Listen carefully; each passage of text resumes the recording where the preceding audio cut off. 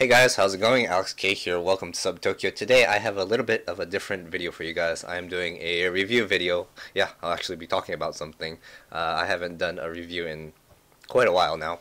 But anyways, today I'm going to be reviewing a comic book or comic strip series that I really like to read. So without further ado, the two books that I'll be reviewing today are My Japanese Husband Thinks I'm Crazy, and also the second book that has just been released, My Japanese Husband Still Thinks I'm Crazy.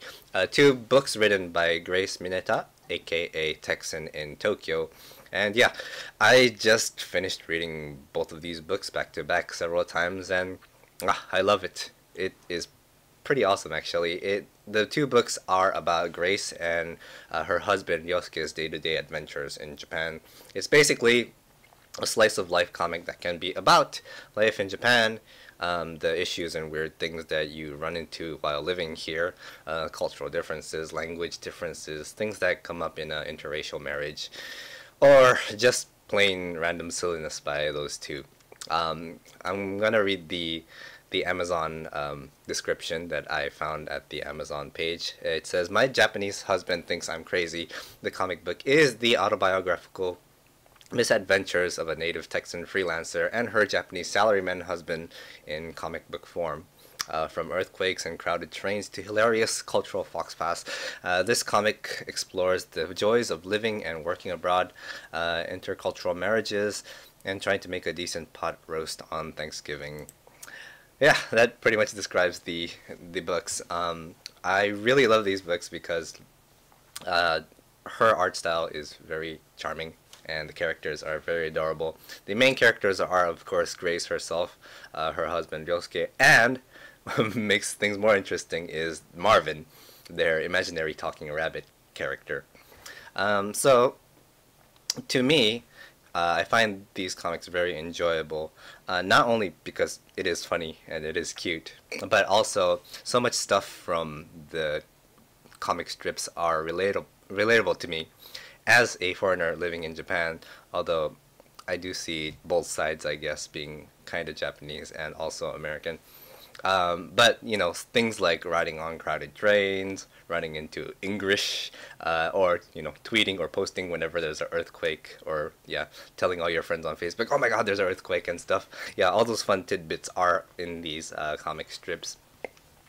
But actually, not only are these books filled with enjoyable comics, but also knowledge about Japanese things and things pertaining to lifestyles in Japan, things that sometimes you wonder, which is also part of her second book's description. She asks questions like, why is sticking chopsticks in your bowl of rice socially unacceptable? What's the best way to get free tissues in Japan? Why do people buy chicken on Christmas? Does eating an egg hard-boiled in sulfur really extend your life? What are you really supposed to do with business cards after a meeting? I got a bunch of business cards the other day and I don't know what to do with them.